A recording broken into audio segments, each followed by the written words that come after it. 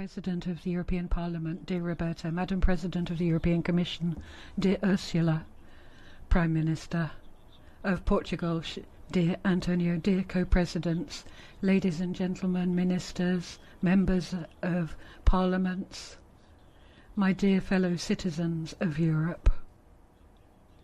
World peace can only be safeguarded through creative efforts that reflect the threats that threaten us.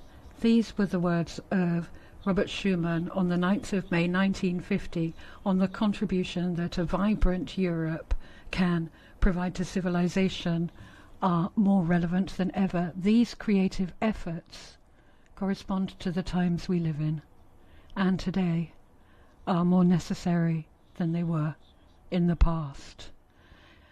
As you quite rightly said, war has come back to our continent at a time when people in Europe, the Ukrainian people, are fighting for their freedom. It's now the time where you, European citizens, members of parliaments, commissioners, Europeans, citizens, you have achieved an unparalleled exercise in democracy, unparalleled in our history and in the world. This vibrant, creative Europe, a Europe based on actions, you're that Europe's representatives and its artisans.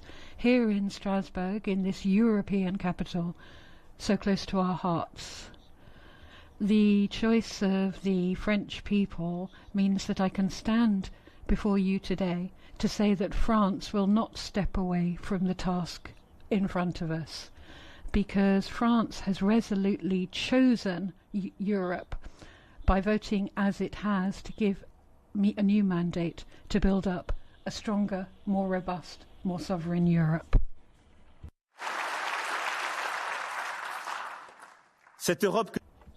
The Europe that we're celebrating today is one that we decided a year ago collectively to move into a new stage with President David Sassoli, who we're all thinking of today. You were quite right, all of you, in what you said.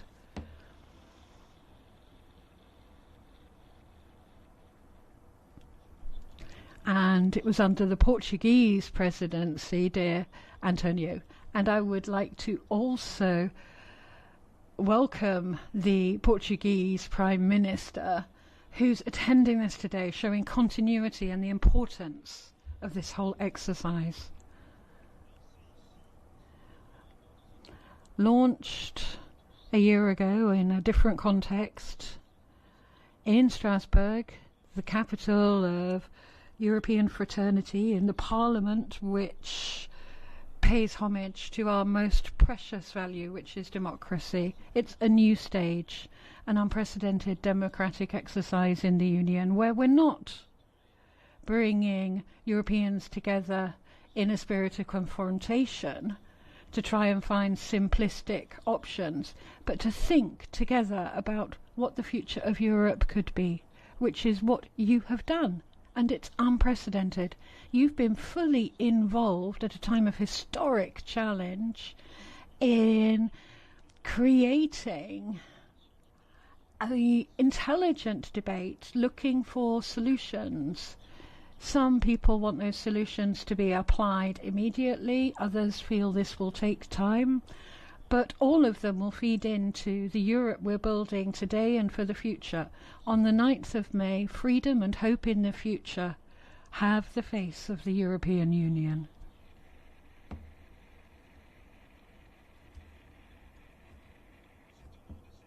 It's on behalf of this freedom, on behalf of this hope, that we support and will continue to support Ukraine, its President, Volodymyr Zelensky, and all of the people of Ukraine.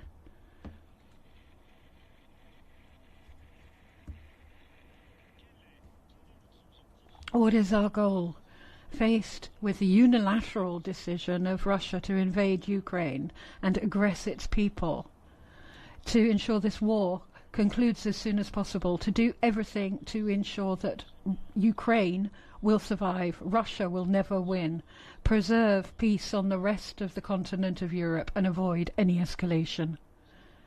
For this war to come to an end, we've adopted unprecedented sanctions to make it difficult to finance the war in Russia, to support Ukraine. We've mobilized military, financial, humanitarian resources like never before, and we need to step these efforts up to ensure we have an effective response when it comes to food security, and we will continue this so that justice can speak. We will fight against the impunity for the crimes that have been committed in Ukraine. We are not, though, at war with Russia. We are fighting in Europe to maintain the sovereignty and territorial integrity of Ukraine for the return of peace to our continent.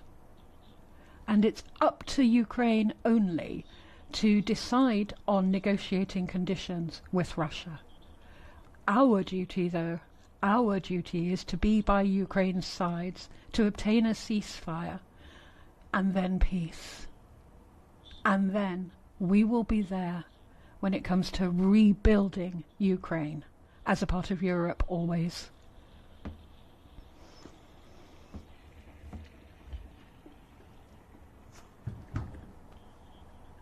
Because when peace returns to European soil, we will have to build new security balances.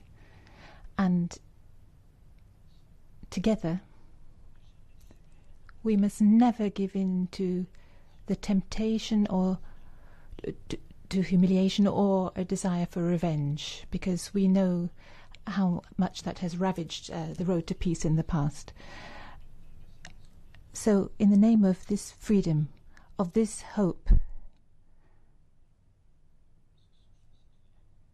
that we have addressed this task, this unparalleled new breath of democracy that you have undertaken, and you've all said it in your own words. You've all contributed to this work, which is now an obligation for us. As you say, what we have today is not the end. It's a kind of a semicolon. It's a pause in this process which we will take forward. The President of the European Commission has promised to attentively study each and every one of your proposals, and I would like to thank her for that. And we have another meeting together in September, as you have heard. On behalf of the Presidency of the Council of the European Union and as representative of the French Presidency, I promise that this will not be a mere formality. This will be a process which I am sure will lead to practical and strong concrete proposals that will benefit the people of Europe, because this conference must not stop here.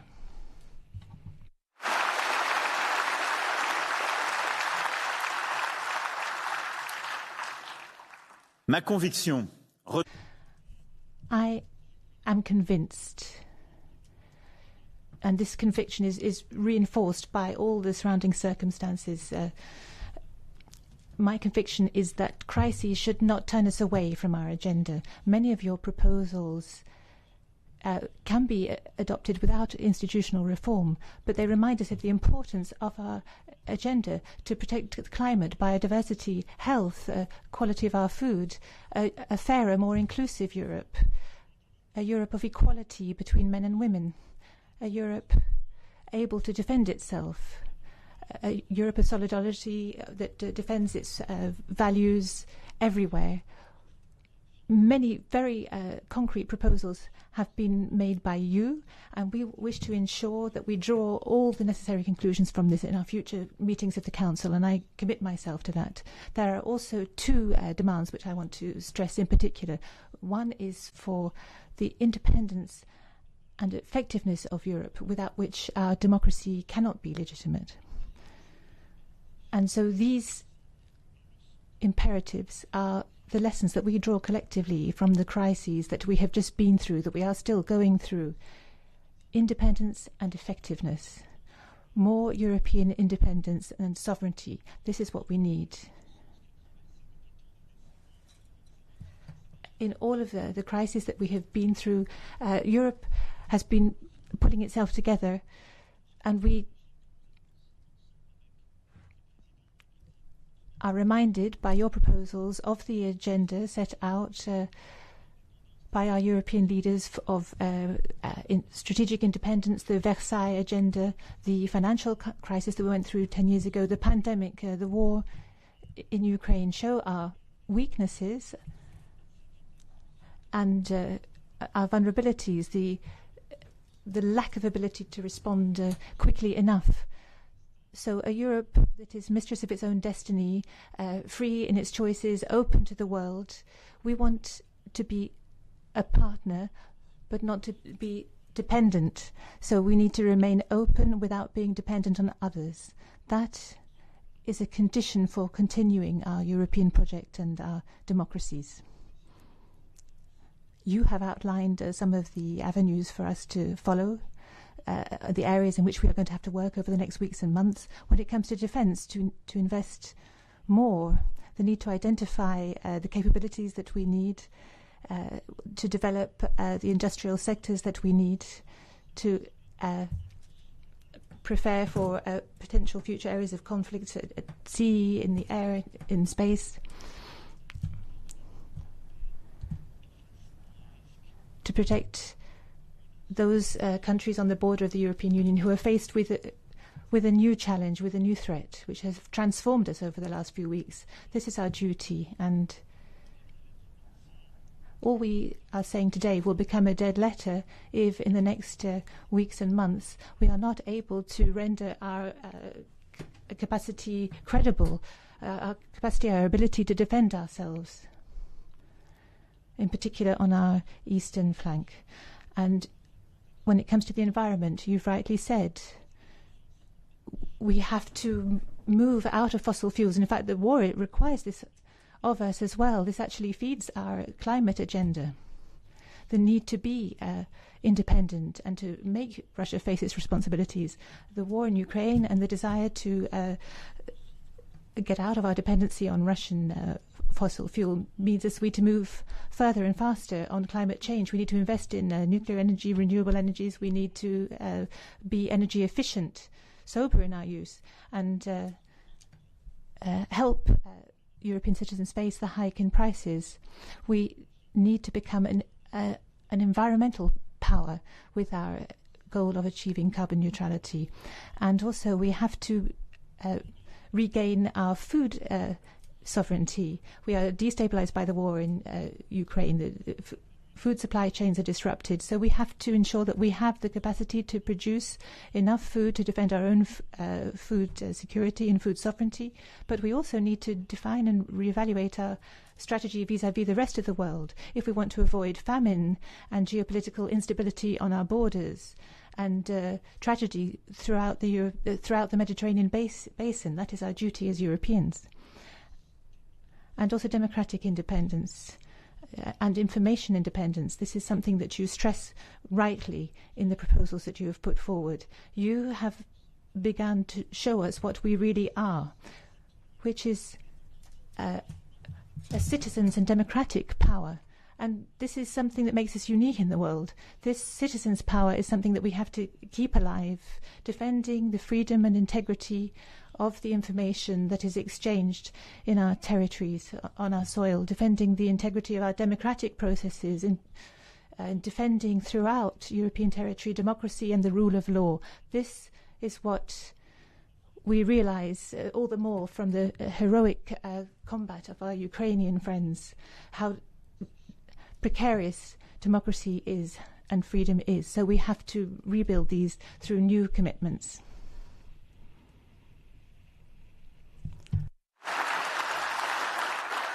Notre indépendance. Our independence and sovereignty are the preconditions of our freedom. And the next main point I want to stress is the need for effectiveness, the ability to respond to crises with strength and speed, and do this decisively as democracies. Remember, just a year ago, remember what we were hearing.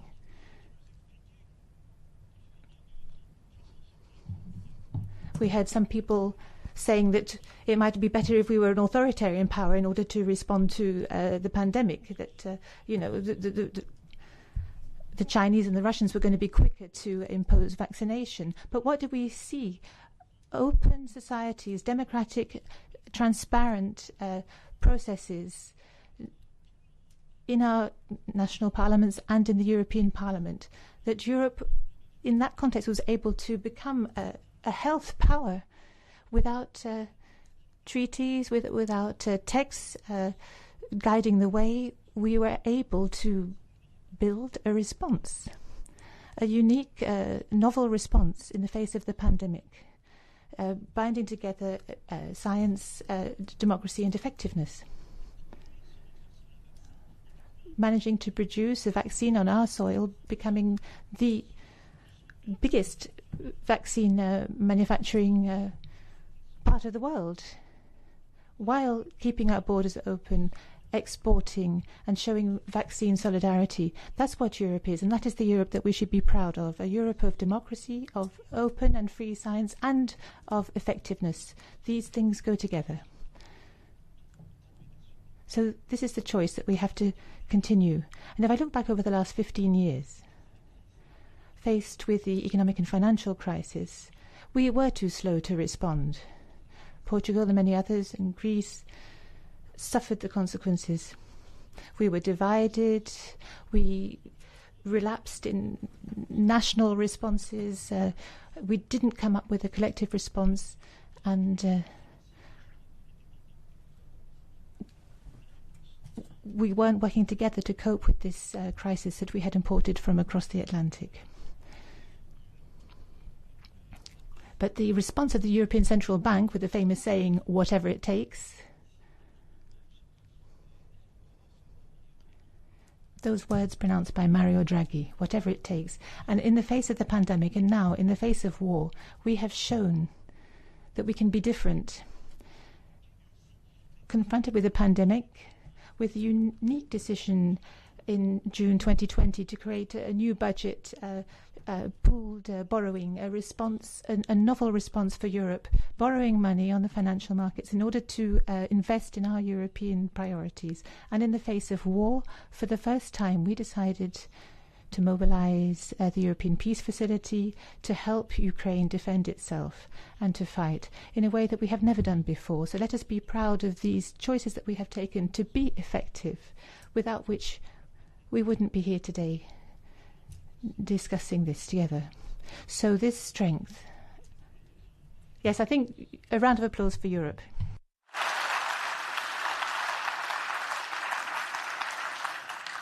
Le défi que vous nous posez, so the challenge you face us with is to be just as effective in times of peace and without a crisis to goad us. So we have to decide quickly, together, investing massively in the right things, not leaving anyone behind. That is what it is to be European. So faced with this, we also have to reform our texts. That is clear. And I'm forced to say today that one of the avenues for this reform would be to convene a convention to revise the treaties.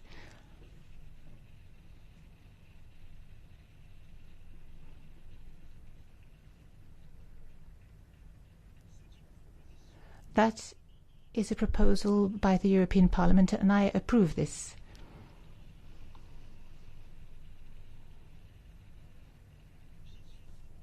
I'm in favour of this.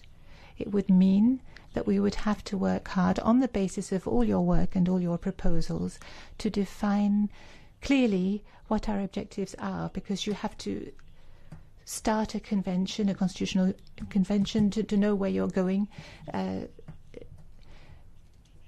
So you've given us a very strong remit, a strong framework.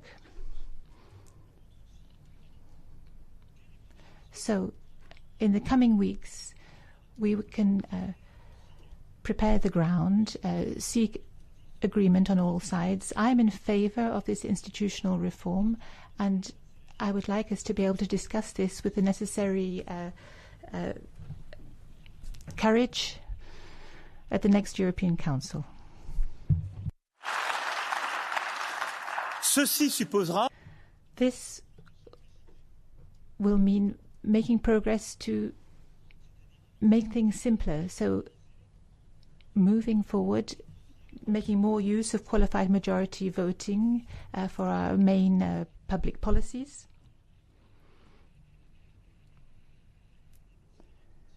We should also continue to make progress and to define ways of showing more solidarity, clarifying our aims and objectives and the objectives for all our institutions, setting objectives that will help us to keep Europe together.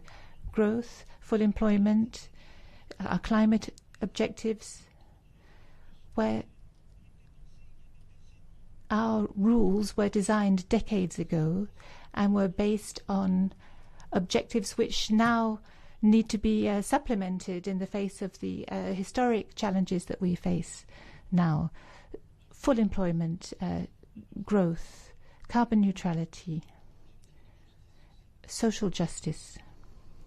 These objectives must be at the heart of the aims of our institutions.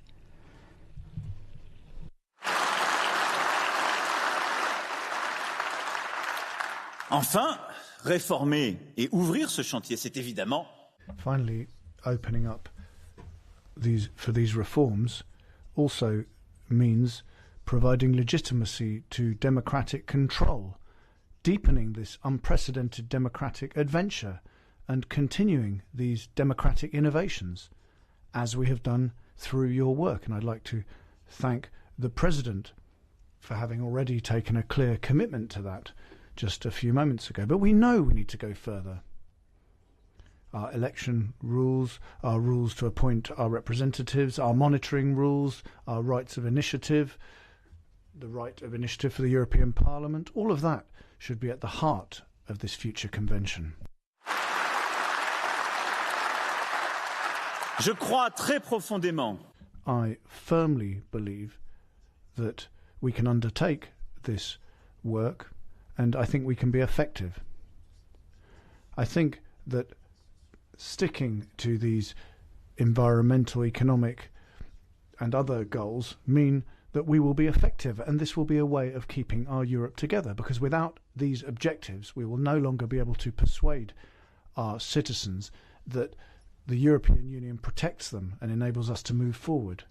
Now, obviously, not everyone will necessarily agree, but we shouldn't worry about differences. These have always been fertile for the European Union, and they have never been excluded. They're part of what we do, and they exist, the Euro, Schengen, etc. But I've been struck during recent years as to how the will to stick together as a union of 27 means that we move forward and stick together. We, the heads of state and government, for example, never managed to meet as the Euro group. We are the only co-owners who can't meet as co-owners of a building. We have to invite the whole street. We're worried about being more ambitious, and it's always the same thing from the Euro to Schengen. And we're wrong on that, because this grouping doesn't exclude anyone, but what it does is enables those who want to move faster to bring the others with them in their slipstream, rather than making things more risky and holding back. I know that there are concerns when it comes to differing speeds, but they already exist. We need to converge. We shouldn't be excluding, but we also shouldn't let the sceptics and those who are most hesitant hold us back. We need to ensure that Europe can affirm itself as a power. And this differentiation, open to all of us, which is faithful to our history and the ambitions launched by our founding fathers, by Jacques Delors, for our Europe, are important. And this is a condition for us to be ambitious and effective.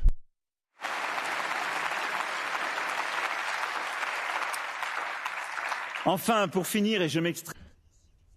To conclude, let me go back to the context. I know that my proposals wouldn't be complete if I didn't respond to this point that emerged from your proposals. Now, the war in Ukraine and the legitimate aspirations of Ukraine, like those of Georgia and Moldova, who also want to join the European Union, mean that we have to rethink our geography and the organisation of our continent. And here, with the same sincerity that you've conducted your work, I want to say that Ukraine, because of its struggle and because of its courage, is already a member of Europe, of our family, of our union.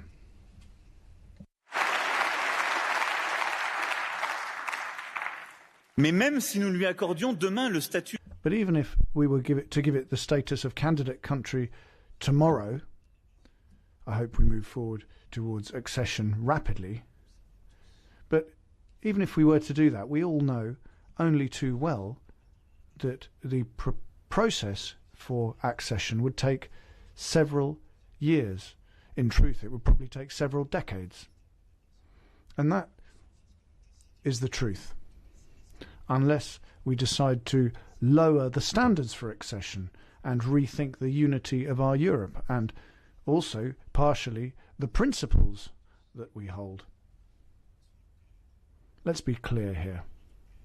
The European Union, given its level of integration and ambition, cannot, in the short term, be the only way in which the European continent can be structured.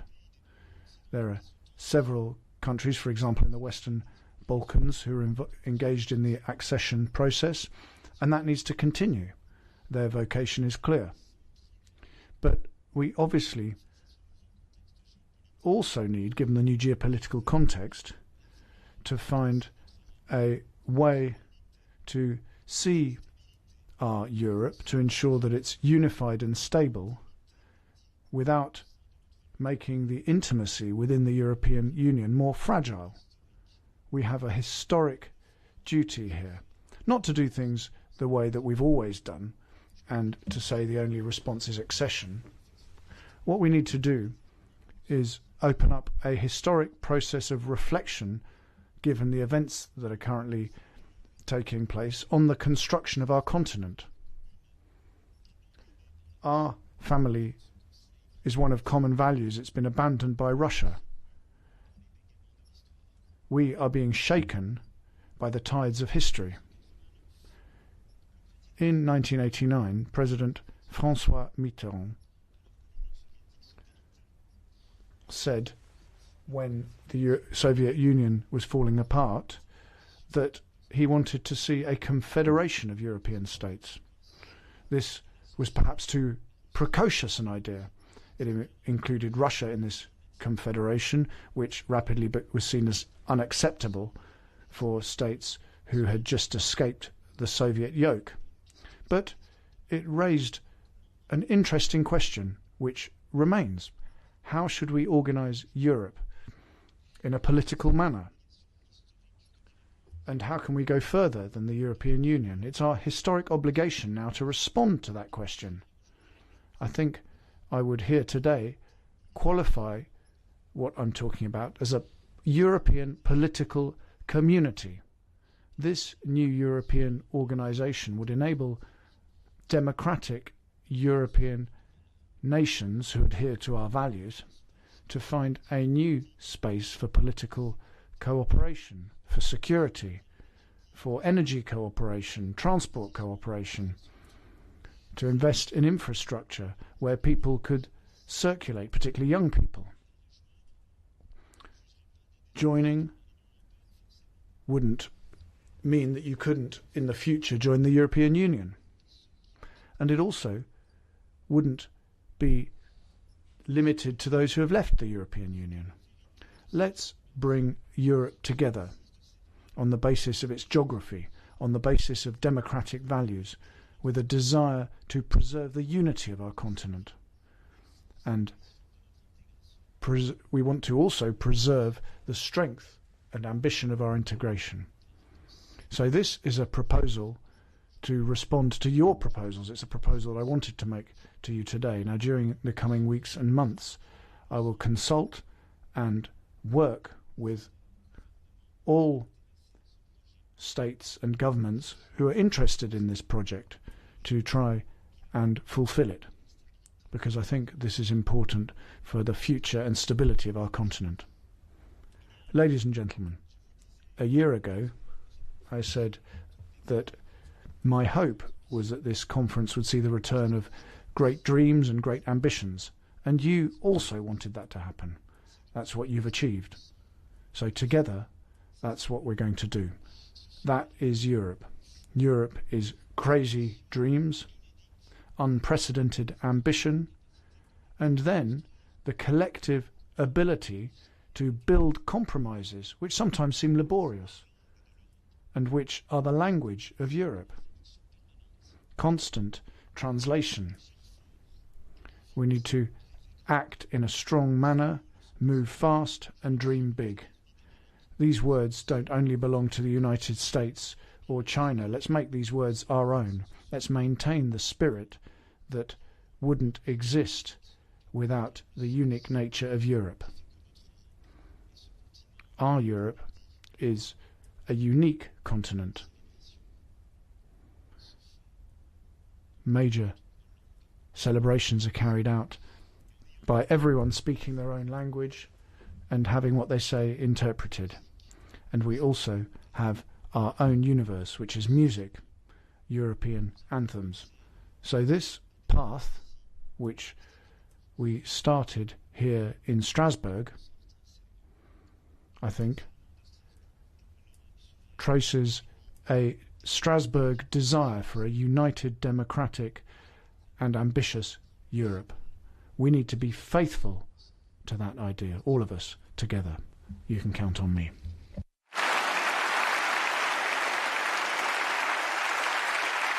Merci beaucoup.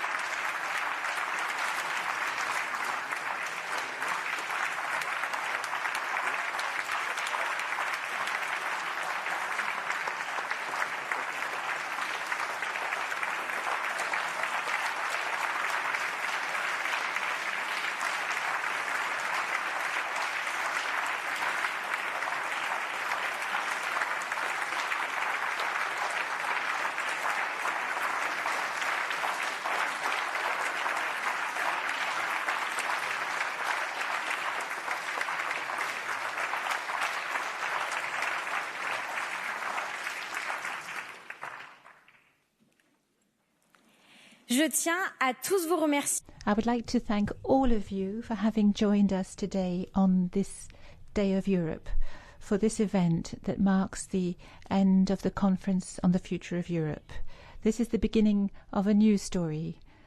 The words that Linda wanted to share with you to describe her adventure with us, the word was unbelievable.